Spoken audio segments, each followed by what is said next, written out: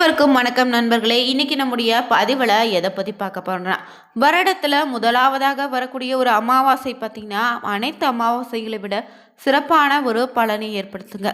இந்த நாளை நீங்கள் பார்த்தீங்கன்னா தர்ப்பணம் திதி கொடுக்கக்கூடிய நேரம் எப்போது, மேலும் இந்த நாளை தவறாமல் திதி கொடுப்பதன் மூலம் பித்ரு தோஷம் நீங்கிடுங்க.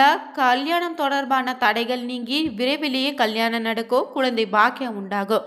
இந்த நாளில் எப்படி வழிபடலான்னு தெரிந்து கொள்ள இந்த ஒரு பதிவை கடைசி வரைக்கும் ஸ்கிப் பண்ணாமல் பாருங்கள். புதியவராக இருந்தீங்கன்னா மறக்காமல் வேலி இருக்க பைமை சேனலை சப்ஸ்கிரைப் பண்ணிக்கோங்க. தனிப்பட்ட முறையில் உங்கள் ஜாதகத்தில் இருக்கக்கூடிய பிரச்சனைக்கு சரியான ஒரு பரிகாரத்தை பெற்றுக்கொள்ள நினைத்தா வீடியோவில் டிஸ்கிரிப்ஷனில் ஃபோன் நம்பர் கொடுத்துருப்போம். அந்த நம்பருக்கு நீங்கள் கால் பண்ணி தெரிஞ்சுக்கலாம். வாங்க நண்பர்களே, வீடியோக்குள்ளே போகலாம். வருடத்தில் பார்த்தீங்கன்னா ரொம்ப முக்கியமான அமாவாசையில் இந்த தை அமாவாசையும் ஒன்றுங்க. இந்த தை அமாவாசை பார்த்தீங்கன்னா 2026ஆம் ஆண்டில் எப்போது வரப்போகுது, இந்த நாளுக்கான சிறப்பு என்ன, இந்த நாளில் என்ன செய்யணும், என்ன செய்தால் நம்முடைய முன்னோர்களுடைய ஆசையை பெற முடியும், என்ன செய்தால் பித்ருஜோஷத்திலிருந்து விடுபட முடியணும் தான் இந்த பதிவில் நாம் தொடர்ந்து பார்க்க போகிறோங்க. இந்த அமாவாசைனாவே முன்னோர்களை வழிபடுவதற்குரிய நாளுன்னு சொல்லப்படுதுங்க. சமஸ்கிருத வார்த்தையான அமாவாசையில் சொல்ல, அம்மானா ஒன்று சேருதல், வாசைனா வாசித்தலுங்க, வருகை தருதல் கூட சொல்லலாம். மரணத்திற்கு பிறகு நம்முடைய முன்னோர்கள் பார்த்தீங்கன்னா பித்ருலோகத்தில் வசிப்பாங்க.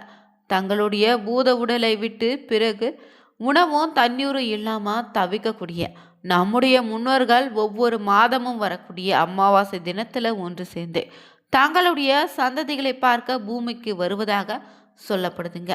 அப்படியே அவங்க பூமிக்கு வரக்கூடிய முன்னோர்கள் தங்களுடைய குடும்பத்தினர் அளிக்கக்கூடிய தர்ப்பணம் தானம் ஏற்று தங்களின் பசி தாகத்தை தீர்த்து கொள்வாங்களா.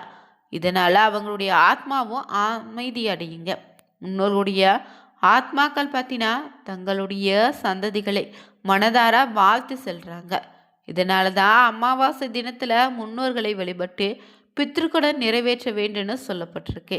இந்த அமாவாசைனால் முன்னோர்களுக்கு தர்ப்பணம் போன்ற பித்ரு கர்ம காரியங்கள் செய்தவங்களுக்கு பித்ரு தோஷம் பித்ரு சாபம் ஏற்படாதுன்னு சொல்லுவாங்க. அதே போல் இவற்றில் இருந்து விடுபடுவதற்கு ஏற்ற ஒரு நாள் தாங்க இந்த தை மாத அமாவாசை. இந்த நாளில் பார்த்தீங்கன்னா உத்தராயண காலத்தில் வரக்கூடிய முதல் அமாவாசையாக அமைந்திருப்பதால் ரொம்பவே சிறப்பான பலனை ஏற்படுத்தி தரப்போகுது.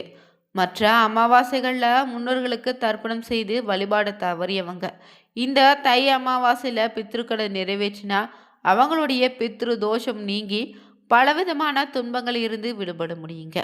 அதே போல் உடல் உறவுகளுக்குள்ள இருக்கக்கூடிய பிரச்சனைகளும் தீர்ந்திடும், ஆரோக்கியம் செல்வ வளம் பெருகும், வெற்றி அமைதி மகிழ்ச்சி உண்டாகும், நிறைந்த வாழ்க்கை அமைப்பை நீங்கள் பெறலாங்க.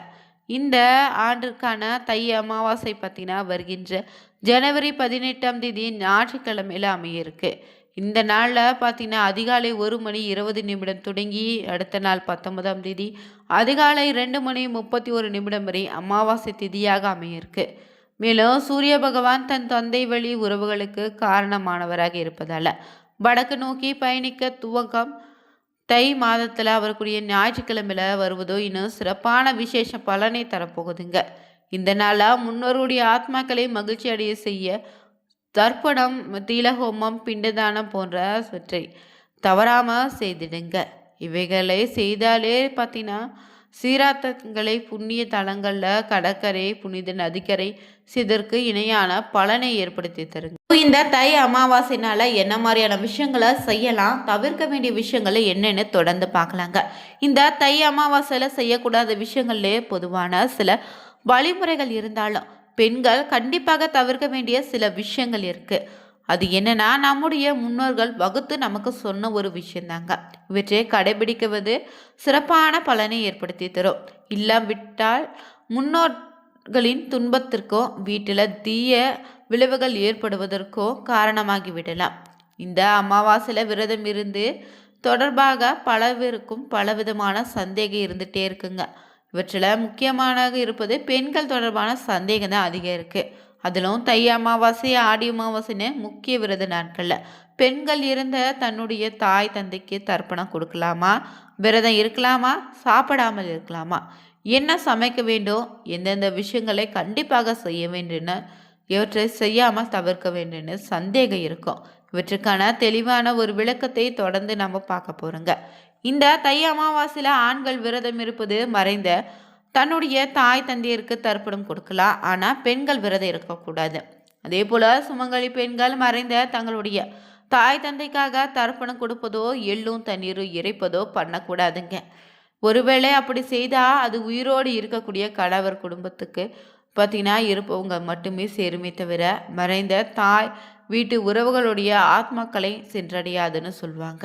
அதே போல் வாசலில் இந்த நாளில் கோலமிடவோ வீட்டை சுத்தப்படுத்தி அலங்கரிக்கவோ கூடாது. வீட்டில் ஒட்டடை அடிப்பது, விளக்கை சுத்தம் செய்வது, எண்ணெய் தேய்த்து குளிப்பது போன்றவற்றை செயல்களும் செய்யாதீங்க. இந்த அமாவாசை நாளில் உணவு சமைக்கும் பெண்களை சாப்பிடாமல் பட்டினியாக இருக்கக்கூடாது. அமாவாசை விரதத்தில் சமைக்கும் போது பார்த்தீங்கன்னா மொத்தமாக 1008 வகையான காய்கறிகள் வைத்து சமைக்க வேண்டும்னு சொல்லுவாங்க. அதாவது வாழைக்காய், பாகற்காய், பிரண்டை, பாலக்காய்னு நாங்கையோ அல்லது ஏதாவது ஒன்று இரட்டையாவது சமைக்கணுங்க. இந்த 4 காய்கறிகளை சமைத்தா 1008 காய்கறிகளை சமைத்த படையலிட்ட பலன் நிச்சயம் உங்களுக்கு உண்டாகும். கணவரை இழந்த பெண்களாக இருந்தீங்கன்னா இறந்த தன்னுடைய கணவர், தாய், தந்தை ஆகியோருக்காக பட்டினியாக விரதம் இருந்து தர்ப்பணம் கொடுத்துடலாம். அதே போல சுமங்கலி பெண்கள் இறந்த தன்னுடைய தாய் தந்தைக்காக படையலிட்டு வழிபடலாம். அப்படி படையல் இடுபவங்க வீட்டுக்குள்ள வைத்து படையல் போடக்கூடாது. காரணம் அவங்களுடைய வீட்டு நிலைவாசல்ல கணவர் வீட்டின் குலதெய்வமோ அவங்களுடைய குடும்பத்தை சேர்ந்த முன்னோர்களும் இருப்பதால அவங்களை தாண்டி தாய் தந்தையின் ஆத்மா வீட்டிற்கு வர முடியாமல் வருத்தமடையும்.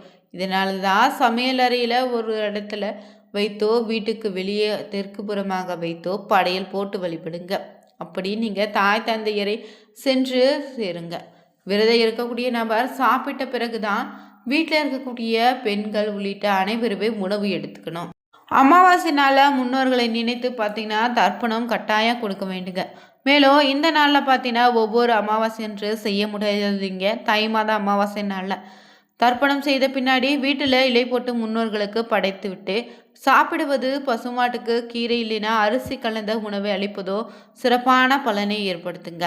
ஒருவர் இறந்தால் அவரை நினைத்து ஒவ்வொரு ஆண்டும் அவர் இறந்த அதே திதியில தான் நம்ம வீட்டில் அல்ல கோவிலில் சென்று செய்யக்கூடிய வழிபாடு சீராத்தனை சொல்லுவான். இதில் பிண்டம் வைத்து வழிபடுவது ரொம்ப சிறப்புங்க. குறிப்பாக இறந்த நாளின் போது வரக்கூடிய திதியில் செய்வது சீராத்தன்னு சாஸ்திரங்களில் சொல்லப்பட்டிருக்கு. தை அமாவாசை 2026 படி பார்த்தீங்கன்னா வருகின்ற ஜனவரி மாதம் 18ஆம் தேதி தொடங்கி குறிப்பாக தை அமாவாசை ஞாயிற்றுக்கிழமை அன்று வருவது இன்னும் விசேஷமான பலனை ஏற்படுத்தி தருங்க. மேலும் இந்த நாளில் பார்த்தீங்கன்னா ஞாயிற்றுக்கிழமை அதிகாலை 1:20 தொடங்கி அடுத்த நாள் திங்கட்கிழமை 2:31 வரையுமே அமாவாசை திதி இருப்பதால் அதிகாலையில் புண்ணிய நதிகளை நீராடி நண்பர்கள் 12 மணிக்குள்ள தர்ப்பணம் செய்து முடித்திடுங்க. சூரிய உதயம் முன்பு பிரம்ம முகூர்த்தத்தை இருந்தால் சூரியன் வந்த பிறகு கொடுக்க வேண்டும்னு கிடையாது. பிரம்ம முகூர்த்தத்தில் செய்வது இன்னும் சிறப்பான பலனை ஏற்படுத்துங்க. அமாவாசை நாள பிது தர்ப்பணம், அன்னதானம் முதலியவற்றை செய்வதாக இருந்தீங்கன்னா குலதெய்வம் இருக்கும் இடத்துல செய்வதும் இன்னும் சிறப்புங்க. முடியாதவங்க தங்கள் இஷ்ட தெய்வம் இருக்கக்கூடிய இடத்துல கூட செய்யலாம். வீட்டிலே கூட நீங்க செய்து வழிபடலாங்க.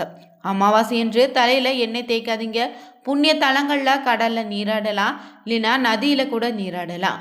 அமாவாசை நாள காலை சூரிய உதயத்தின் போது கடல்ல எடுக்கப்பட்ட நீரை வீட்டுக்கு கொண்டு வந்து தீர்த்தமாக தெளித்திடுங்க. இதனால வீட்டில் இருக்கக்கூடிய தோஷங்கள் அனைத்து விலகிடும். அதே போல ஒவ்வொரு மாதம் வரக்கூடிய அமாவாசையில அன்னதானம் செய்ய முடியாதவங்க தை மாத அமாவாசையில அன்னதானம் செய்தா சிறப்பான பலன். இந்த அமாவாசை நாளில் மறந்தும் வாங்கக்கூடாத சில பொருட்கள் என்னென்னா, இந்த நாளில் சனி பகவானை வழிபட வேண்டிய நாளாக இருப்பதால் துடைப்பான்னு பார்த்தீங்கன்னா மகாலட்சுமியோடு தொடர்புடைய ஒரு பொருளுங்க. இதனால் அமாவாசை என்று துடைப்பத்தை வாங்கினா மகாலட்சுமி கோபத்துக்கு ஆளாக நேரிடும். இதனால் பணவரவு தடைப்படுங்க. அதே போல் பார்த்தீங்கன்னா மதுபானம், பௌர்ணமி அமாவாசை நாட்களில் பித்ருக்களும் சனி பகவான் வழிபாட்டுக்குரிய நாளாக அமைந்திருப்பதால் இந்த நாளில் மதுபானங்கள் வாங்குவதையோ அருந்துவதையோ தவிர்த்திடுங்க. இது சனி பகவானுக்குரிய அமாவாசை நாளில் அருந்தினா எதிர்மறையான ஆற்றல்களை அதிகரிக்க செய்யும். அடுத்ததாக பார்த்தீங்கன்னா அசைவம் தான். மதுவை போல அமாவாசை நாளில் அசைவம் வாங்குவதோ சாப்பிடுவதோ அமங்கலமான செயலாக சொல்லப்பட்டிருக்கு. இதனால உங்களுடைய குண்டலி சக்கரத்தில் எதிர்மறை ஆற்றல் அதிகரிக்கும். அதோடு சனி பகவானால் ஏற்படக்கூடிய கேடு பலன்களும் அதிகரிக்க பிடிச்சிருந்தா லைக் பண்ணுங்கள், ஷேர் பண்ணுங்கள், கமெண்ட் பண்ணுங்கள். மறக்காமல் நம்ம சேனலை சப்ஸ்கிரைப் பண்ணிக்கோங்க. Thank you viewers.